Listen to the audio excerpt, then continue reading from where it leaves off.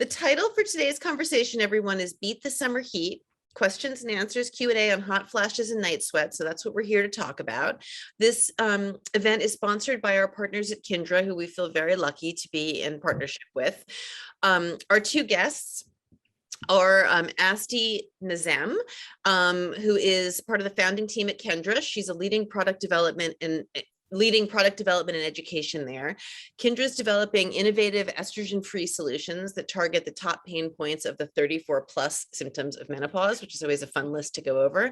She has over 10 years experience at the intersection of life sciences, health and wellness, and consumer brand building. I just learned from her that her family has a whole background in the sleep business. So that's where she got started, sleep apnea. And her work has been featured in the New York Times, Forbes, Oprah's Magazine, Harper's Bazaar, Women's Health, etc. We've actually never met before, even though our two companies have been working together for a while. So I'm very glad to meet her. And then we have Kindra medical advisor, Dr. Suzanne Gilberg-Lenz, who feels like an old friend at this point. We've done lots of events together.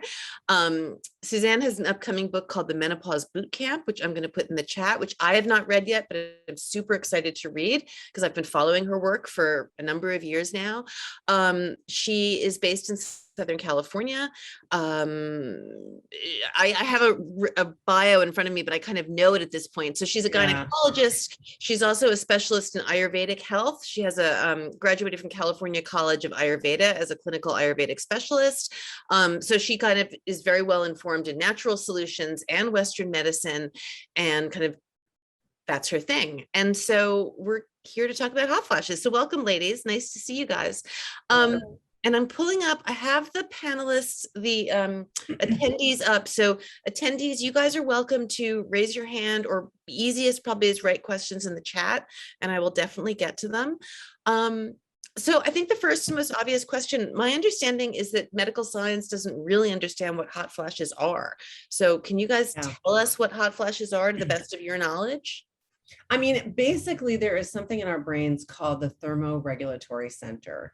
And I think the easiest way to describe it is it's sort of like your body's thermostat. And what happens is the range of normal is altered as we age and enter into the menopausal transition.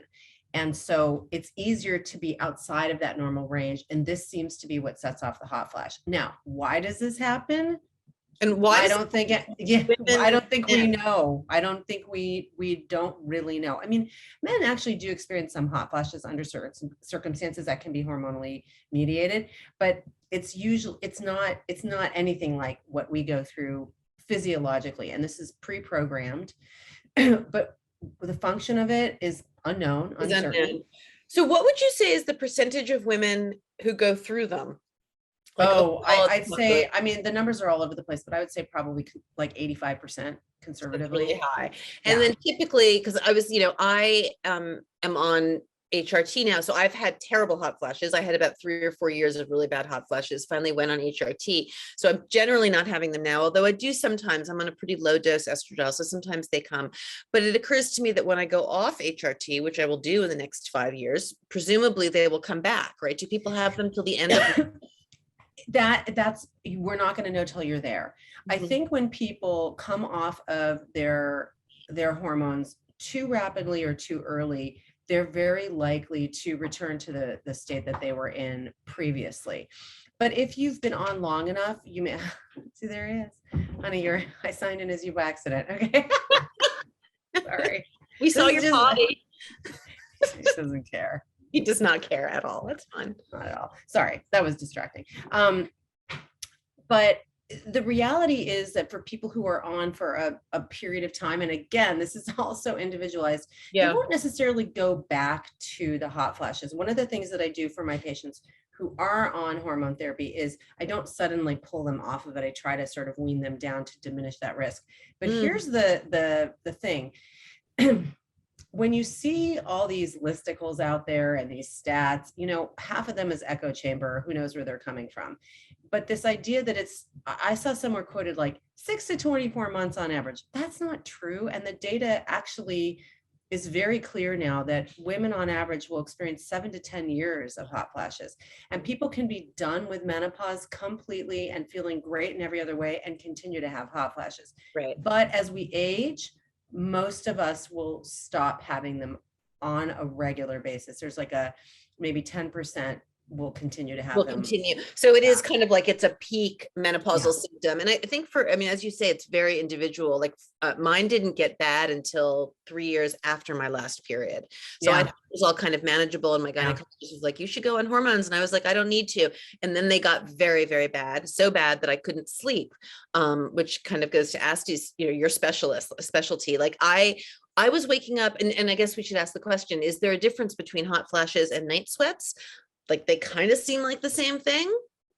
I mean, they're physiologically the same thing. It's just when they're happening. It's just when they're happening. So yeah, so it's basically the same thing. And I was having like, I think like 20 a night or something, where I'd wake up like really soaking wet and go take a shower in the middle of the night. And it started to feel like the sleep disturbance has got to be at least as bad as taking hormones for me or, whatever. So that was why I finally went on them. So for women who don't want to be on hormones, what are the best ways to deal with them? Well, I mean, there are a number of ways to deal with them, and that's the great thing. So you and I have talked many, many times, and obviously Hasti and I have talked about this a lot, but I am a breast cancer survivor, so I don't take systemic estrogen myself. And so this is something that I've had to deal with myself. And I'll tell you, I went through a period of time before I went into perimenopause, before I had breast cancer, where I was, very much in the natural world. And I thought, wow, I wonder what I'm going to do. Will I do hormone therapy? Well, I'm here to tell you, A, I can't, and B, I 100% would, to be perfectly honest at this point, given what I am doing. Okay. Now, having said that, I want to pause for a sec because that's very interesting. And also, I mean, people like the three of us who are kind of in this world, we know this well, but I have to remind myself all the time that it's still really new information for lots of people. So let's just reiterate that, as we all know, there's a long history of women being told, there was a big famous study 20 years ago, and women were told that hormones were completely dangerous and that would cause us breast cancer. And so there's a real stigma to them. And that is now really basically been disproven, certainly very significantly challenged. So now a lot of our doctors are recommending that we do go on hormones if we can, not if we've had breast cancer, but like I have a family history. My mom died of pre-menopausal breast cancer. And she died at 46. So that was why I was afraid to go on. But anyway, so now it's considered generally safe to do in our 50s. Generally not so safe to start after our late 50s or in our 60s. But I think that's, who knows, will continue to be studied. So it's fascinating that you feel like if you hadn't had breast cancer, you would definitely have done it. Well, that's how I feel now at 56, because I'm just, it's annoying. Okay. And here's the deal. So what can you do? Because I don't want people to feel that there is no other option. That is absolutely not true. And one of the reasons I advise Kindra is I strongly believe in their products, and I believe in a plant-based approach to a lot of our problems. I think that the natural medicine world can get a bad rep, and that's really unfair. Because first of all, a lot of pharmaceuticals are coming from the plant world anyways, and people don't really realize that. But there are a lot of high integrity companies out there producing supplements that work and that have data to support their use. So having said all of that, I think there's the lifestyle related things, which is really, as much as you can, trying to get your rest. So if you can't get 8 hours of uninterrupted sleep, can you take naps? Can you make sure that you're not pushing too hard? Can you slow yourself down? I think that is one thing that we know. When our cortisol is up, when we're stressed out, all these other symptoms are going to become much more difficult to manage. Okay. So that's sort of a generic, but it's really real and it's proven. Yeah. There are wonderful things, and I don't want to sound like a commercial for Kindra, but the thing is that Kindra, I think, has done a great job at creating safe solutions that are non-hormone based. So cooling yourself down. Okay, let's say you can't really cool yourself down because you're driving around, because you don't have AC, because you're doing what you're doing. Their cooling spray, I just took it with me on vacation. I have it sitting on my desk at work. It works great. I love it. I actually use the cooling spray too, just because it's hot right now, and it makes me feel good. It makes me feel It's refreshing. It's refreshing, and it feels like it must be somewhat helpful to my mental health. But we should ask Hasti. Sorry, I'm having trouble with your name because now I keep thinking. Okay. Hasti. We should ask you ingredients, like what ingredients really do work, like what makes a difference and why. I'd be very curious to know. And then, yes, we should make a little list for our audience about like concrete tips about what helps with hot flashes. Yeah, absolutely. If you don't mind, Suzanne knows this about me. I love education. So I just want to point a couple of things out that you discussed.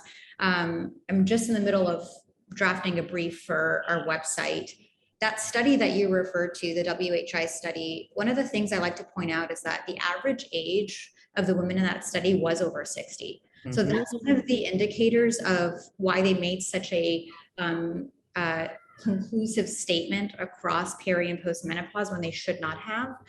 So definitely at a certain age, especially from 55 to 60 and up, obviously Dr. Suzanne spoke to this, is that that's when we need to consider that hormone therapy. Those risks may come into play, but for peri, that's where the safety is really important, at least for systemic. So I always find that very compelling. I didn't know that. That's really helpful to know. Yeah, because the politics of this discussion is really important, given that, and I love Suzanne's, helps me get out there to be passionate about our business through, thank you, Suzanne, your ability to help me stay accurate, which is that, it's wrong that there's like these FDA regulations and women can't access the therapies that they need. And part of it is because of a study that really didn't have a wide range enough of age differences for period to post. So that's one thing I'll note. The second thing is that as far as the hot flashes and night sweats go, what I get excited about is hot flashes are such a hallmark indicator of menopause, given, in the movies and TV shows. Right, societally, culturally. Not everyone has hot flashes, right? I mean, our CEO, Catherine, has told us many times that was not really what indicated hers was more of an achiness. But I get very passionate about the night sweats element because there's so many other confounding factors that could happen. And I just want to plant a few seeds for the audience today. One being that you actually, your risk for sleep apnea is 4% higher per year as you age, depending on your lifestyle, diet, and genetics. So please keep that in mind. The progesterone decrease as we age is possibly contributing to our breathing drive. And that's where the obstructions of breathing with sleep apnea can kick in. That is not to say everyone here, only 2% of women may have sleep apnea, but that 2% is important. I want to just plant that seed if you are having issues, not just waking up from night sweats, but also from feeling like sleep paralysis or, trouble breathing in your sleep. Actually, if I could interrupt there, just from a regular general overall health perspective, are we all supposed to do sleep studies, and when, or do you only do them if you can't sleep? Yeah, no, that's not like a screening test. That would be like, no matter what, you can't wake up refreshed. Or if you sleep partnered and your partner is noticing that you're stopping breathing or you're snoring, or there's a family history, if you do have other obstructive pulmonary illnesses, if you are overweight, like that's not like, let's not add, we don't need to add that to the list of things to do. Okay. But Hasti's right. I think it's underappreciated. And I think women in particular, don't think of sleep apnea as being a part of our potential health. No, I think of like big fat snoring men when I think of sleep. Totally. Yeah. All right. Sorry, Hasti, go on. No, it's okay. Because you never know who's in our audience, and if it's not, maybe a friend.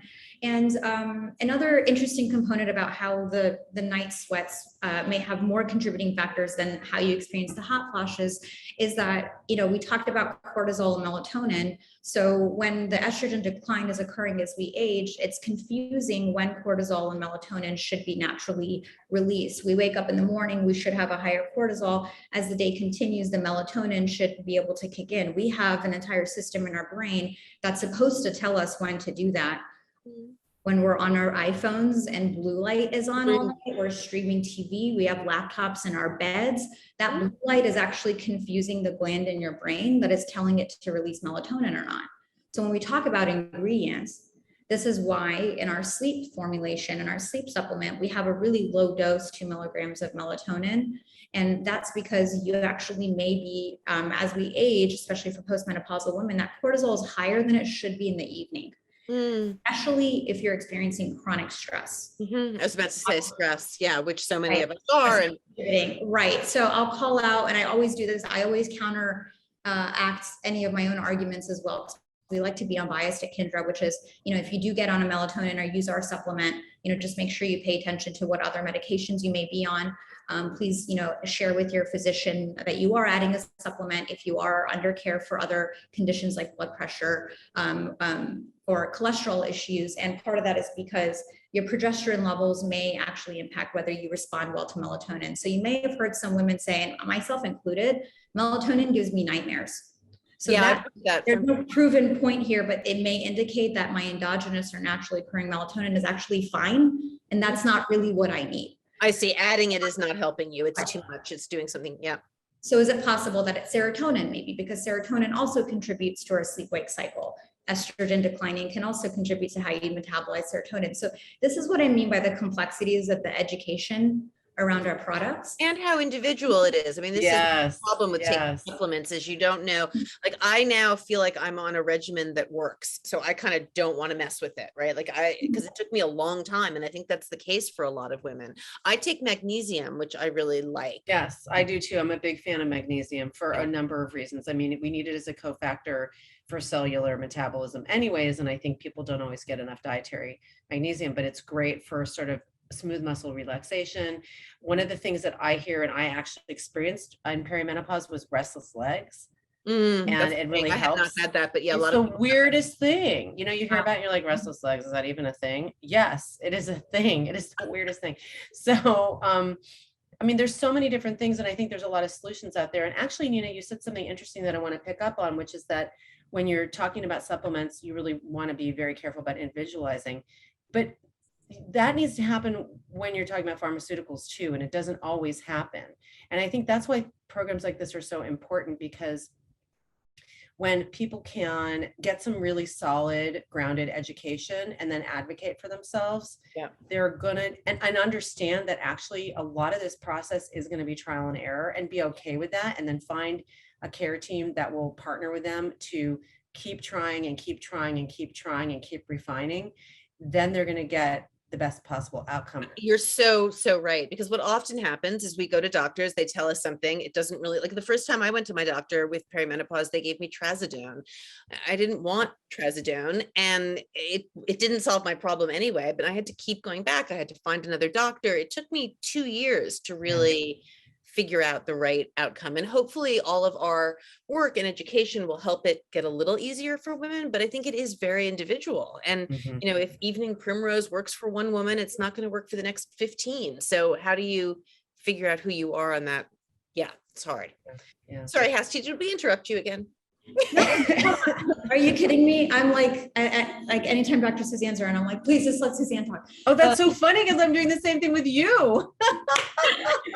So wait, so what is she saying now? What are the core ingredients though, like in your spray? Like what are the things that just cool? Yeah, thank you for bringing me back to that. Yeah, so let's touch on the spray, and then let's quickly touch on the core ingredient in our supplements. So with the spray, I was smiling when you were both talking about using it, because it's like every product really is a labor of love for us. I mean, I genuinely cry when I get a good review. I'm so emotional about this. So the mist was like, someone will say, oh, well, another cooling mist or another menthol product, or who needs another product on the market? But actually, a lot of customers were telling us that they're sensitive to menthol. They just happen to have sensitive skin, and menthol can really, increase blood flow. And it can, it's even if you have stimulant, right? Menthol is a stimulant, isn't it? Yeah.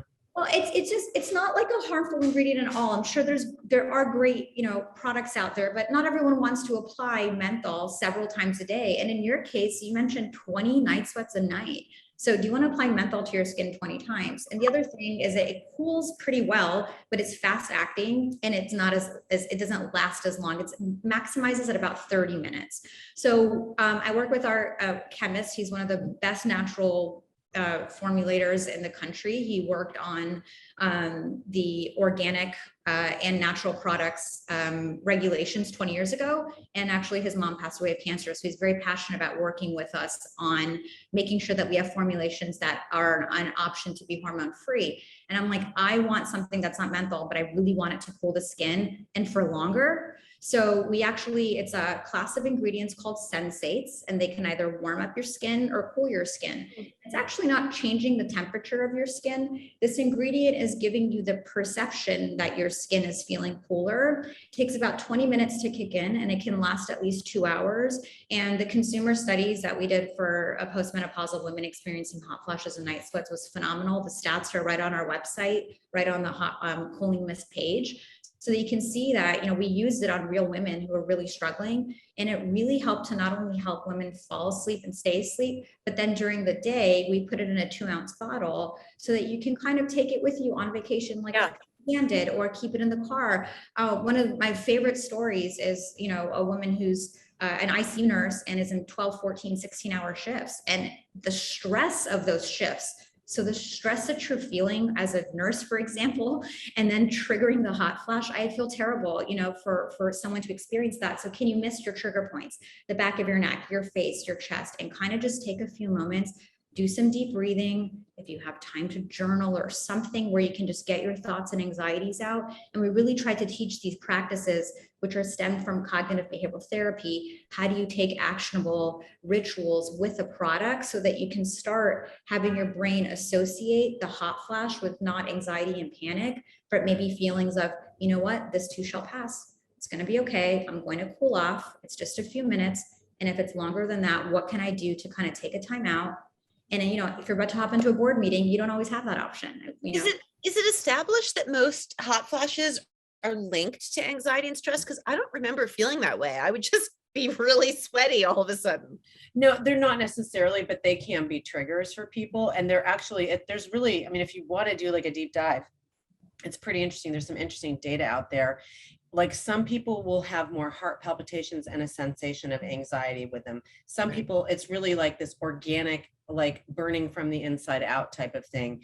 And I think some of this is also just attesting to the fact that we are so unique in terms of our experience of our body. But there is some data showing that people who have more heart palpitations and a feeling of anxiety are more prone to have cardiac issues. Not necessarily that is the cardiac issue, but there may be some link. People who have a history of mood disorders at other times in their life may have more of a sense of panic or anxiety that's associated with the hot flash.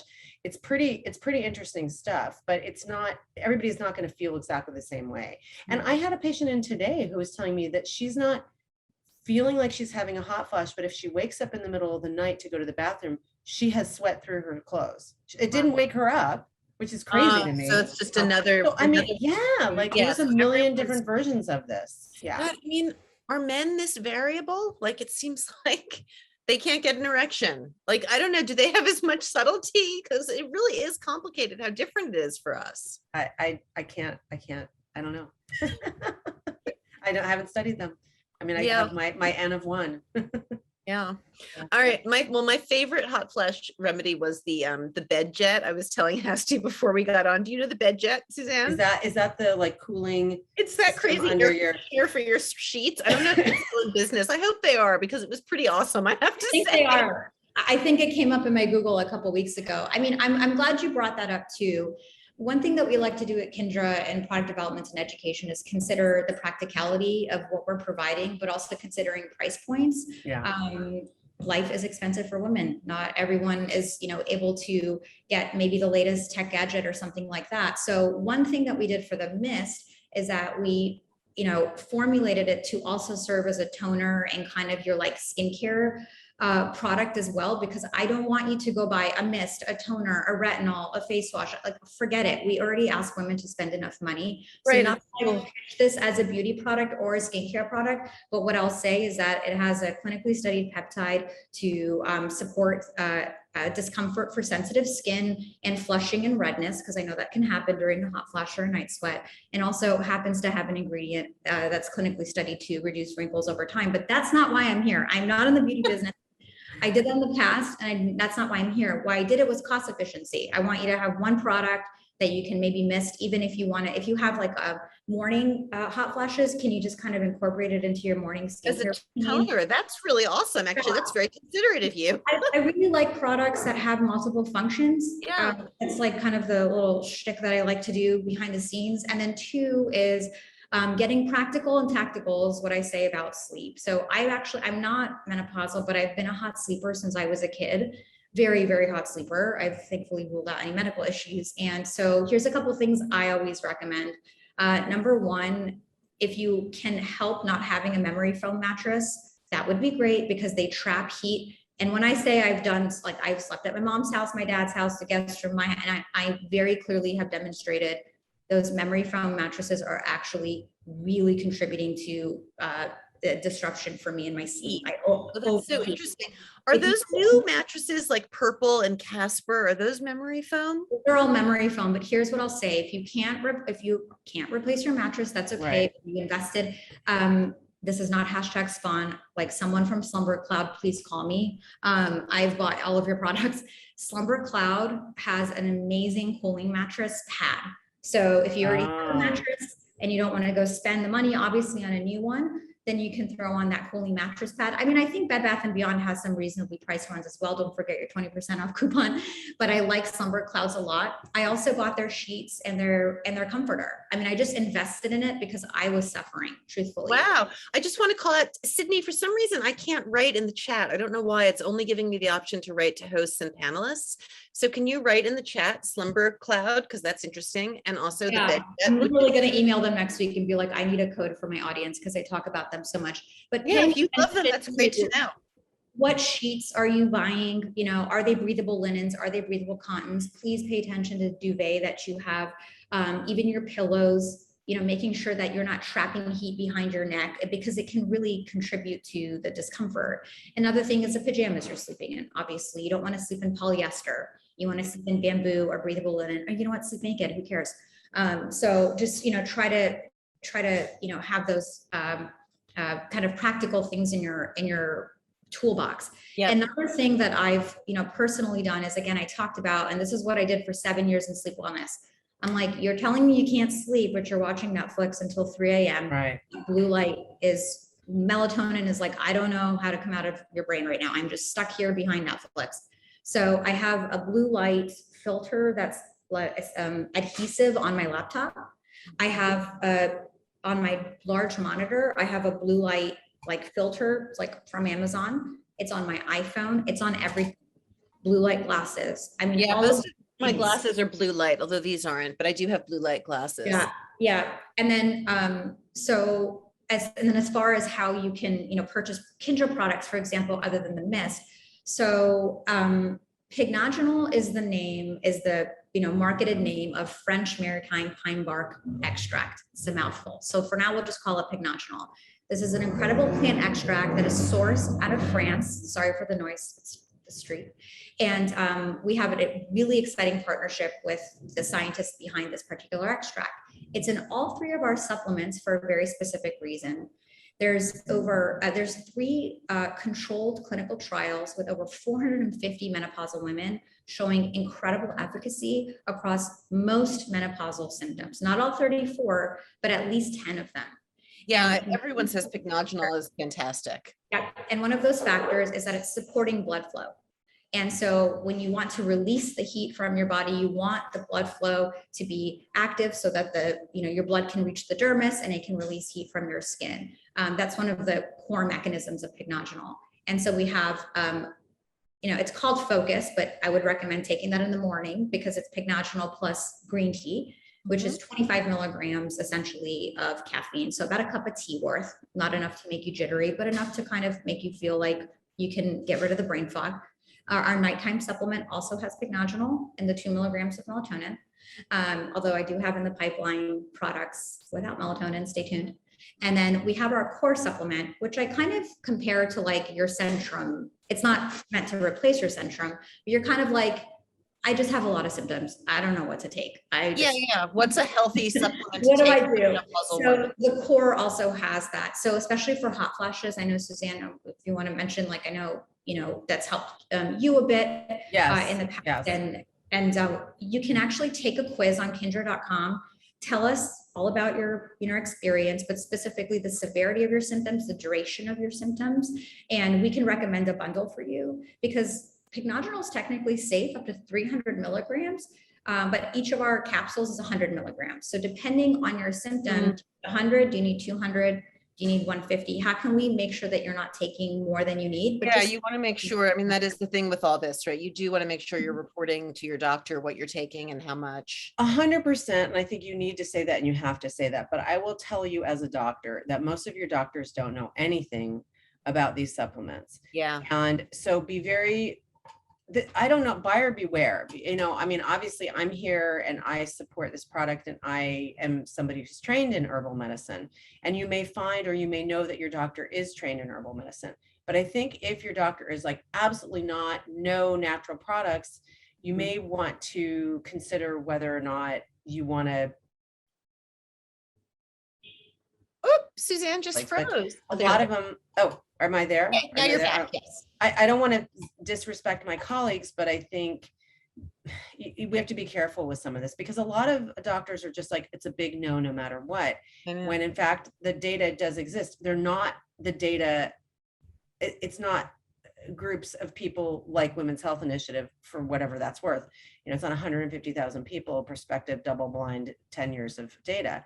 But I do think that the data is compelling. And I can tell you, as someone who does understand this world, that this in particular is safe. I don't see any cause for alarm. And I know for a fact that it's not changing your hormonal profile, as Hasti has indicated. We do understand how this particular product works, and I am a huge fan. I mean, it is the thing that has worked the best for me. Pycnogenol. Yeah. Sydney, if you could write that in the chat, because I never know how to spell it, pycnogenol, but it is, I mean, and I think, and frankly, a lot of other companies on the market now are using it. So I think it's becoming a very popular menopause, non-pharmaceutical menopause treatment. There's a good question in the chat, which is that, is there any data research that links nutrition with higher or lower hot flashes? Vegetarian, vegan, alcohol, gluten? I mean, there definitely are triggers for people. I don't think that there's anything, and Hasti, you may know more about this. I don't think there's anything in terms of like specific types of diet, whether it's plant-based or keto or anything. I don't think that exists. I mean, I have my own opinions on the data on diets, which is not what this is about. For sure, spicy foods, alcohol. I mean, everyone says alcohol makes it right. I understand. For some people, sugar also. Sugar, alcohol makes your hot flashes worse. Yeah, for sure. There's another woman in the chat who's just writing about how she's done HRT, she's done bioidentical, she's now 70 and she's still having night sweats and day sweats. And so, yeah, that's my fear. I don't think every woman is like that at 70, but I think there's a significant number of women who are still going to have these for a long, long time. And we have to take these products and figure out what to do about it. Yeah, I think in my research recently, it was about less than 10% of women actually reach 70 and still have hot flashes and night sweats. So I do definitely encourage you to, I'm speaking to you in the audience here. I definitely encourage you to check out the blog on Kindra.com, because there's a ton of free education. Suzanne has helped us write so much of it, which is what are all those other ways that you can ensure you're being tactical and practical about your hot flash and night sweat regimen. And then if that still doesn't help, right, that's when we can also make sure, okay, if I'm not sleeping on the right bed or the right bedding, or what am I wearing, or what's the temperature? I mean, 60 to 62 degrees is actually the temperature the Sleep Foundation recommends to be in your sleeping space. And I don't think a lot of people actually sleep in 60 to 62 degrees. Very, very few. I love it. I love in the winter with the window open. I'm on the East Coast. And I also have become a huge fan of linen sheets. I know everyone is loving bamboo. I haven't tried them, but I love linen sheets now. I don't know. They make me happy. I personally found bamboo to be warm still. So I'll give that, a bit of insight. But it's also important, where do you live, right? Yeah. I mean, look at the heat waves this is why talking about this subject is really important. And I hope, if we don't answer your questions in this moment, please email us at hello@kindra.com, because I really like to hear where you're at and what you're experiencing. There's a big socioeconomic impact on this as well. If you're living in the South and you may not have air conditioning or access to that, that's actually impacting your health. How can we make sure that if you don't have AC, how can we, get some mist to you? How can we get pycnogenol to you? What can we do to support you in your community? My mom lives in San Francisco. most of San Francisco is actually not built with air conditioning. Right. They don't have central air because, sorry, because when the buildings were built, SF was much cooler. Yeah. So now climate change, cities that never required AC now do. So these are actually really contributing to worsening symptoms. Health and women's experience. Yeah. And the diet question, if I could just jump in that quickly as well, because we actually get that question a lot in the Kindra community. When I dug into this, here's the challenge with the diet part, Suzanne, that you mentioned too, is that it's very challenging to do longitudinal studies over time with diet, because it's hard, like they actually have trouble having participants come back, year after year after year and maintain a very specific diet. People's Not diet in people's environment. How do you measure those outcomes accurately? And two, again, back to what we're experiencing in this country, nearly a quarter of women in this country over the age of 60 eat fast food 3 to 4 times a week. Wait, say that again. I did not know that stat. Wow. Quarter of the women in this country over age 60. About 23% of women over the age of 60 are eating Wow. 3 to 4 times a week. I bring that up because, we've done couch conversations, with Gloria Steinem. Suzanne's been there with us. We had a session with Padma Lakshmi specifically on nutrition.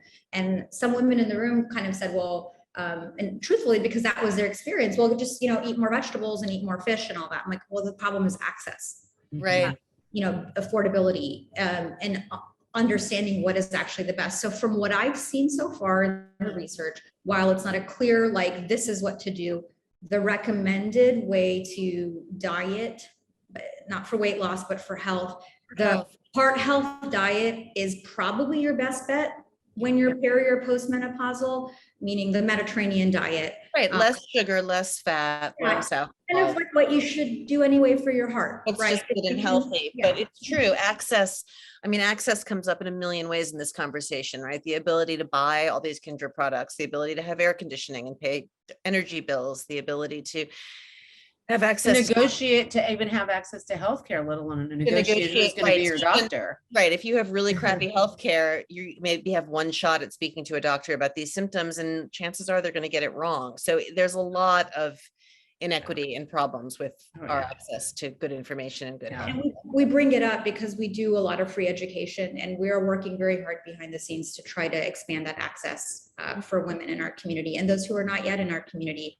And if you can learn something from a conversation like today and be able to maximize the time at your doctor's office, that's great. And if you're not under a physician's care or don't need to be right now, is there a way to be able to say, oh, okay, if I can actually skip the fries this week and, pick up the broccoli, it's not because I'm telling you to lose weight. You're wonderful. Yeah, it's not a judgment thing. It's really about what's going to make you feel better. I mean, I definitely learned that a few years ago, like less sugar, huge difference in how I feel. So, and someone else points out in the chat, I just want to say back to the sleep apnea question. She said that she finally realized she might have sleep apnea because of her Fitbit. And I think that's a really good point. Oh, wow. Again, a privilege and access issue, people who can afford Fitbits and Apple Watches and all those things. I don't use those tools now anyway, but I have, and they're, they can be great. My son got the Aura ring because he has sleep issues and wanted to watch how that was happening for him. So that is a good if you can't get, if you can't get a Fitbit or a ring, or,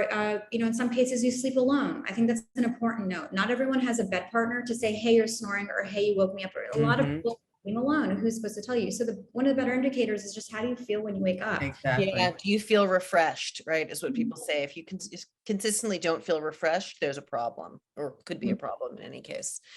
Wow. So interesting. So, and Suzanne, are you still having hot flashes? How old are you?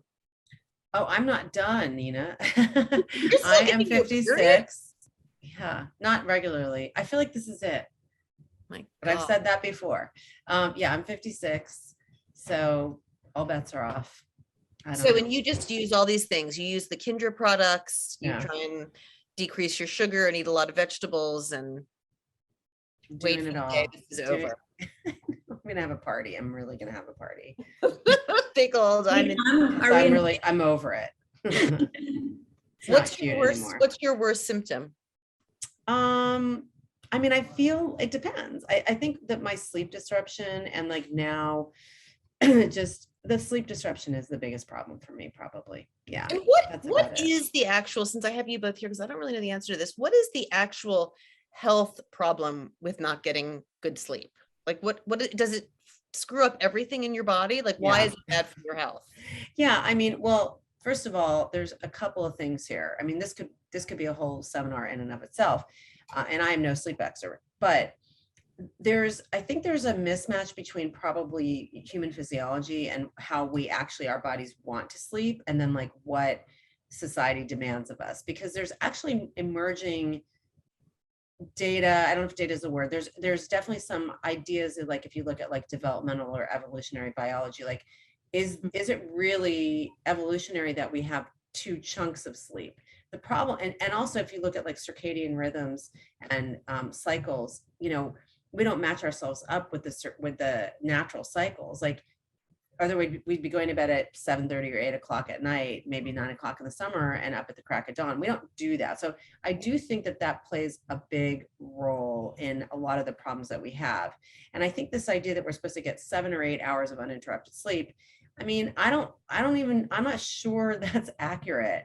So I know I feel like I lost the Oh, that's question, interesting. but What do you think might be accurate? I mean, I don't know. I'm not an expert, but I mean, the Yeah. more I read, the more questions I have about some of this. And I do think, so I think that the issue with sleep and how it impacts health is that when you're not well rested, your mood is terrible. You're so literally, when people in these conversations we have about hormones, people are thinking we're talking about estrogen, progesterone, maybe some testosterone. No, hormone, insulin's a hormone, you know, cortisol is a hormone. We have all of the brain signaling and neurotransmitters that are impacted and talk very, very intimately through our hormones. So our mood is off, our cognition is off, you know, our inflammation is up because the cortisol is up. That is really important. Really bad. Diabetes, dementia and Alzheimer's, heart disease. Those are the things that really we need to be thinking about. Right. And so sleep disruption has very negative impacts on all of those areas. I want to bring up a book that you guys might be interested in. I just looked it up. It's called Waking Up to the Dark. Have you ever heard of this by Clark Strand? This is a really cool book. It's the subtitle is called Ancient Wisdom for a Sleepless Age. I read it. It came out a few years ago, but it's basically about this guy who writes about how we used to sleep. As you said, you know, we used to go to sleep with the dark when there was no electricity. Right. And so he argues, and in his book, he talks about how it was common to sleep and then wake up in the middle of the night. Yeah. That was when people procreated often. That was when people had sex, and then sleep more and then wake up first thing in the morning. But anyway, it's just a book about natural sleep cycles that I thought was really, really interesting. But yeah, sleep is crucial, and sleep is related to this subject. So, I mean, again, that's how I decided to go on hormones. Like when I had had enough, because I felt like I just was not sleeping, and that was bad. All right, ladies. Well, it's lovely to see all of you, both of you. We should put some information about Kindra in the chat. Let me see if I can call it. I know there's a code. Code. Level 20. I checked with my team this morning. It's up and running. So sorry, I've just lost my document because I was looking something up. Let me get it up again, because yes, we want to make sure to do all the Kindra product stuff. Yeah, so all of you guys head to Kindra, use code REVEL20, REVEL 20. And also you should definitely look up Suzanne's book, Pre-Order Menopause Boot Camp. There's a link that Sydney's about to put in the chat. It's called Menopause Boot Camp. It's coming out in, is it September, Suzanne? It's coming out in October. In October, I'm so excited. Menopause Awareness Month. Talk about a party. We're definitely going to have a party. Oh no, we're definitely going to have a party. I feel like I'm going to read it in one sitting because I'm just so excited. Like I know myself, I'm just going to be like, also, I'd also like to make a little plug. The Kindra product I really, really love so much is the Soothe the Bath Soak. Oh, good. Which is really great. I definitely don't like a lot of bubble baths because I just feel like they're kind of gross for your skin. And this stuff smells good. It's really soothing. I like it a lot. So check out the other Kindra product. Yeah, thank you. Especially if you're experiencing vulvar or vaginal discomfort or sensitivity, we specifically formulated Soothe to not contribute to that discomfort. A lot of the bath products that you're using and soap products may be high in pH, And that's actually not supporting the healthy, more acidic pH that you want to keep your vaginal pH at. And it's also, if you're experiencing severe vulvar dryness, which a lot of women in our community told us, they were like, I don't take baths anymore, or I don't, know how to like feel clean or fresh. It's not a vulva or vaginal cleanse. We know the vagina is a self-cleaning organ. It's just, if you want to take a bath, let's consider that your skin may feel more sensitive, and let's make sure it's gentle. And the scent is actually from a natural preservative that happens to smell like rose, but there's no synthetic fragrance in it. So it's a really nice product. It's got a kind of gentle smell. I love it. Actually, that brings up a funny last question though. I had a good girlfriend when my kids were little. We both had daughters, and she used to instruct her daughter never to use soap in her vagina, which I thought that was the way she had been raised. But I was always raised to use soap in my vagina. I still use soap in my vagina. Is that a bad thing? If it's working for you, do whatever you need to do. But in general, I do not advise anybody to put any products in their vagina other than like what we're talking about for soothing, because that's kind of like, I don't put it. You brush your teeth.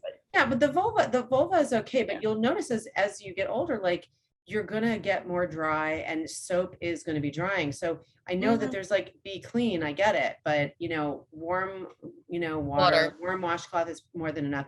Certainly inside, no. I mean, that'd be like you brush your teeth, but you don't wash the inside of your mouth. It's literally the same tissue. Right. Interesting. That makes me think about those tongue cleansers, those tongue cleansers. That's a scraper, and that's different. That's a whole Ayurvedic thing. Anyways, that's Do you use the scraper?